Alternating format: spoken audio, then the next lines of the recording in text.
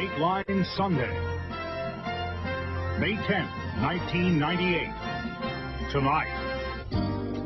He was in agony, even after seeing more than 24 doctors. Then he tried an unorthodox treatment. About 5-10 minutes later, I was basically pain-free. Now he believes in magnets. It's a force this doctor feels could be a powerful tool for treating illness or injury, if the medical establishment could be convinced. Anybody ever look at you and say, oh, come on, this is voodoo, this is black magic? Just how is this supposed to work? Keith Morrison on magnetism and medicine. Dateline with Jane Pauley and Stone Phillips, plus Tom Brokaw, Katie Couric, and Maria Shriver. From our studios in New York, here is Stone Phillips. Magnets, you may have some around the house, probably on the refrigerator, but could they soon become a powerful force in your doctor's office? That's a question being asked about so-called healing magnets, products that have become extremely popular for the treatment of pain. Are they a medical breakthrough or modern-day snake oil? Here's Keith Morrison. I just sat up from bed, and when I stood up, I just felt a sharp, sudden pain down my lower right back. There's a young man in a town called Paris, Tennessee. His name is Adam Sprague. When he was 14, something happened to Adam that could help change the way we all deal with pain. What happened? Sudden agony. At first, Adam and his mom thought he'd slept wrong, and the pain would go away. It didn't. It got worse. You must have been kind of worried about this. Well, at first not. I just didn't really start getting concerned until the following day when they did the IVP series, and the urologist felt like it might be appendicitis. So the doctor removed young Adam's appendix. The pain seemed to subside for a day or so. It just started all over again. I was like, oh boy, what's going on now? If the doctor was embarrassed about this, nobody told Adam. Instead, they gave him more tests, more x-rays. The surgeon recommended a pediatric urologist. The urologist recommended another pediatric surgeon. He and his team of 3 decided he was constipated and gave him 6 enemas. Adam saw 27 doctors, had 6 enemas, several x-rays, an appendectomy, and still terrible pain. By now, he was staying home from school, wasn't walking, was barely getting out of bed. His only relief, a shot of narcotic in the emergency room. 17 trips to the emergency, and you still feel terrible. What do you do then? We go to more specialists. Then finally one day, doctor number 27 suggested Adam see a research neurologist at Nashville's Vanderbilt University, a man looking into the power of magnets. Dr. Robert Holcomb became doctor number 28. He felt like Adam would be a candidate for this research project that he was doing with the Magna blocks. Magna block? Right. And he told And you thought? We were seeing another quack. The Spraggs had already gone broke treating Adam. They weren't sure they wanted to throw more money away on something that sounded bizarre to them. But Adam was in pain. Robert Holcomb soon learned is used to skeptics. Anybody ever look at you and say, oh, come on, this is voodoo, this is black magic? Of course. Happens all the time. All the time. Once Holcomb was able to figure out that Adam's problem was a severe bulging disc in his spine, the doctor was just sure, he says, that his troubled young patient could respond to a new form of magnetic force, a force that Holcomb claims acts to quiet the nerves. This is it. It's about the size of a checker. It's actually made up of 4 smaller magnets with opposing poles that push and pull each other, creating a magnetic field that's about 300 times stronger than an average refrigerator magnet.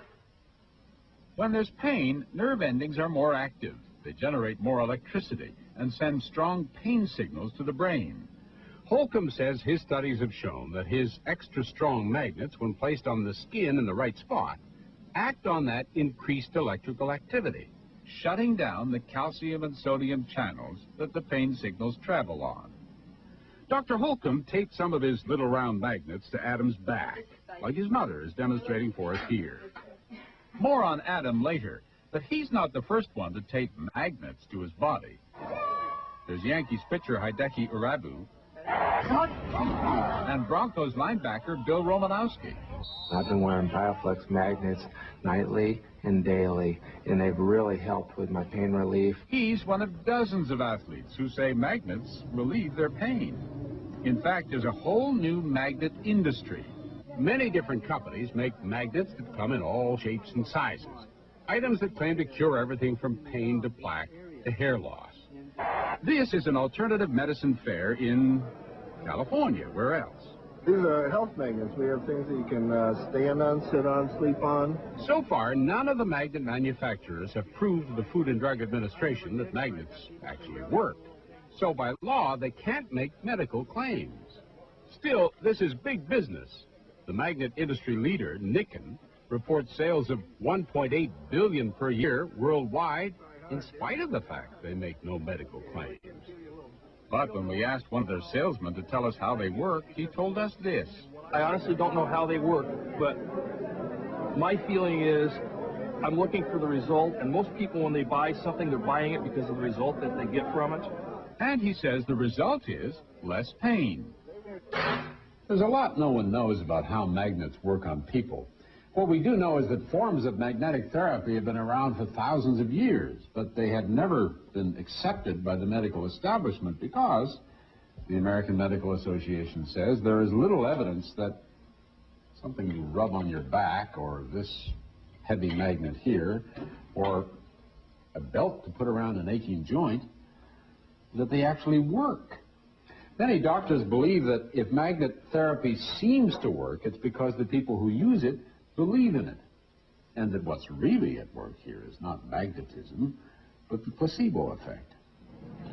Dr. Jack Berger runs the pain clinic at the University of Southern California's Medical Center. The experience that we've had with the few patients we've tried them on has not been successful. But Robert Holcomb's experiments have taken magnetism in a whole new direction. Is Dr. Berger interested? Yes, he told us, but very skeptical, too, and far from convinced, he said. With magnet therapy, we just don't know yet. It is interesting and provocative, and I think deserves further study.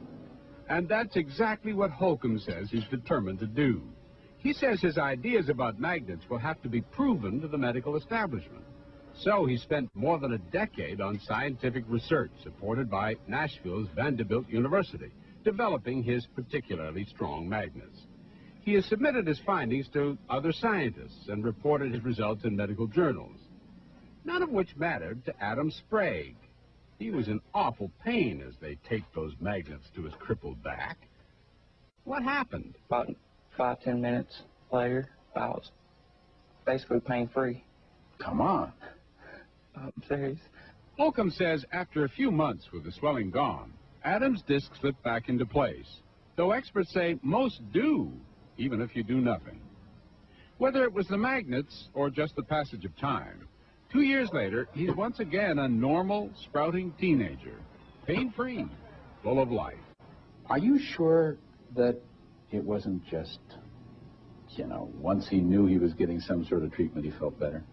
He had been administered a lot of treatments, including an appendectomy. If it was a placebo effect, maybe the appendectomy should have cured him before I got him.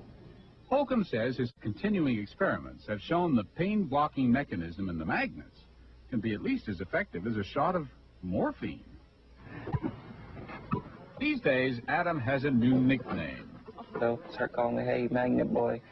His mom has a new cure-all, not just for muscle pain, but sinus headaches and all her son's bumps and bruises. We'll reach for the Magna blocks probably as often as we would Tylenol.